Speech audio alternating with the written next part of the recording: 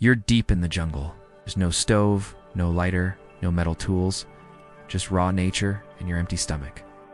You've caught a fish, but how do you cook it when you have nothing? No pot, no pan, no fire starter. Most people would give up. I didn't. Today, I'll show you how I cooked a full jungle meal using only bamboo, firewood, and ancient instinct. No tools, no excuses. Just survival. And if you stick with me till the end, I'll show you why this isn't just a cool trick. It's a window into our past and a key to our future.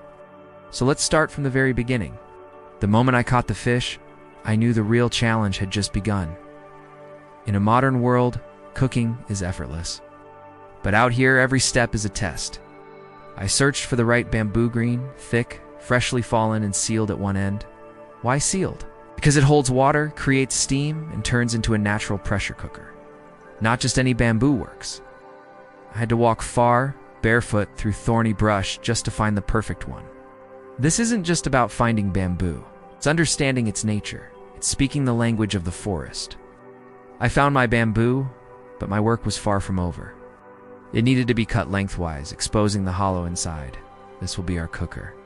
But how do you cut bamboo without tools? I'll show you. I used the same sharp stone I cleaned my knife with.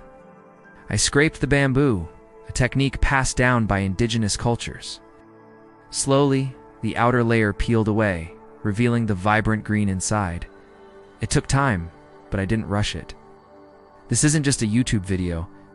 It's a journey back to when our ancestors relied on such techniques. Next, I dealt with the ends, making sure both were sealed. This is crucial for creating steam and keeping the fish moist. These two seals became my pressure valve and my handle. And now comes the most crucial part, cleaning the fish. I found a flat stone and began the slow process of scraping. Gently, I removed the scales, feeling their texture under my fingers. It was relaxing, yet focused work, connecting me to the fish and the earth. But scales are just the beginning. Removing the guts takes a keen blade. That's where my fire saw came in handy. These thin slivers of bamboo are my tools. They're not as sterile as modern blades, but they're effective. I cut carefully, avoiding any damage to the edible parts. For me, this is more than just survival. It's a ritual. It's a conversation between me and the fish, the forest, and the ancestors. But our conversation isn't complete. Now I have to prepare the flavors that will complement the fish. That's where the jungle's bounty comes in. Herbs and leaves growing wild become my spices. This isn't just about taste. It's about using what nature provides. It's reducing waste and embracing the cycle of life. Some leaves are bitter, some are sour, some are peppery. Each has its own story, its own chemistry. I picked them, examined them, and decided which ones would pair well with the fish. As I walked, I noticed patterns in the forest. The way sunlight filtered through the leaves, the rhythm of birds, even the texture of the ground. Being in sync with the environment isn't just calming, it's essential for survival. Back at the bamboo, it was time to stuff the fish with the wild flavors I'd collected. Each herb and leaf had its role. Together, they made a bundle of taste. This wasn't just food, it was an explosion of flavors waiting to be unlocked. I placed the fish, ready to be cooked, inside the hollow bamboo. This is the moment we've been preparing for. But first, I need to add a secret ingredient, water. It's a small amount, just enough to create steam, to dance with the fish and the flavors. The water turned into a potion, a catalyst for the change that will happen inside the bamboo. It was time to turn the flavor potion into a feast. The question is, how do you start a fire with no tools, no matches, no lighters? This is where the forgotten skill comes in. I showed you how to start a fire using a ferrocerium flint and steel bow drill, bamboo, and fire piston. I'll show you one more primitive method, the fireboard. It's important to understand that our ancestors didn't rely on just one method. They had a toolkit of survival skills. Fireboard is one such tool. All you need is a dry piece of bamboo and some basic techniques. First, you have to find the right bamboo. Dry, seasoned, and free from any defects is key. Next, you need to strike it just right. This is the heart of the technique. There's a sweet spot on the bamboo where when struck, it produces sparks. Finding this spot is like discovering a hidden talent. Once you know your sweet spot, the next step is to move with precision. Small, rapid strokes are the key. It's not about brute force. It's about finesse. As you increase speed, the sparks intensify. The art of fire making isn't just about technique. It's about patience, understanding your tools, and respecting the fire you're trying to create. It's a dance between human will and natural elements. As the sparks fly, there's a profound moment when smoke appears. This isn't just a change in color, it's a transformation of energy. The fire is taking shape. And then comes the moment you've been building towards. A small flame emerges. It might seem fragile, but it's the essence of fire, ready to grow under your care. To blow it into life, all you need is air and a steady hand. The fire is alive. I let it grow, taking in the sight and smell of wood smoke. The fire created is ready, but the challenge isn't over yet. To use it, I have to balance the bamboo cooker above it. This isn't as easy as it looks. It needs balance, timing, and a bit of luck. I slowly lower the bamboo onto my makeshift stand. It's a test of focus and anticipation. With the cooker in place, I wait patiently. The heat from the fire starts to warm the bamboo. It's a gentle touch, but it's all I need. As the steam starts rising, I know the real magic is happening.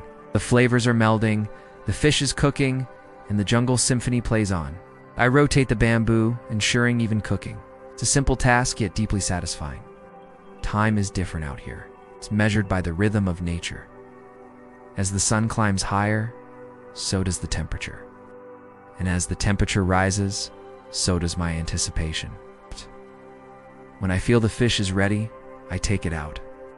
Holding that cooked fish, I feel a mix of pride and connection to a primal past. But now comes the best part, eating the fish.